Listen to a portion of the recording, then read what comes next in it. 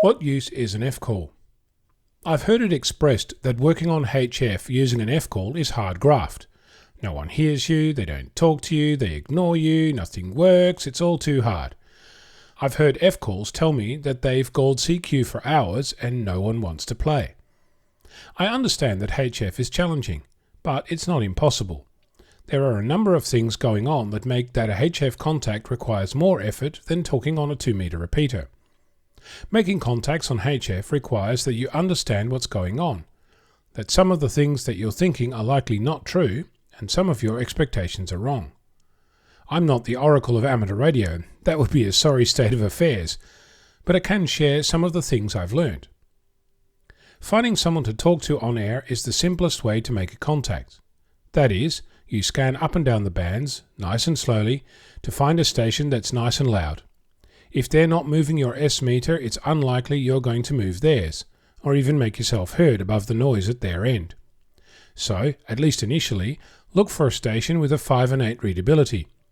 If you're not ever getting any of those, then I'd spend some time having a look at the antenna you're using.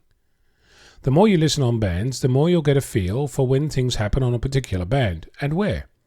The 10-meter band runs from 28 MHz all the way past 29 MHz. But you're not often going to find lots of activity on 28.7, so have a look at a DX cluster online and see where people hang out. Spend more time there than in the fringes of a band. That's not to say that no one ever is going to be on 28.7, just that you'll find more people more often between 28.4 and 28.5.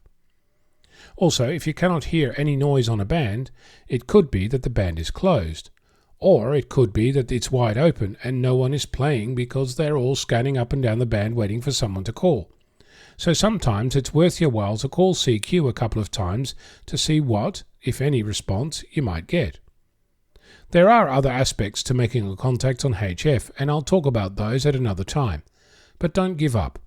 I've lost count of the number of times I've packed my radio into my car, set up at some location, got my logging gear out, and then spent 3 hours getting nothing. Similarly, I've lost count of the times that I've turned my radio on by chance, scanned up and down the dial, found a station, called back and made a contact. I'm Onno, VK6FLAB.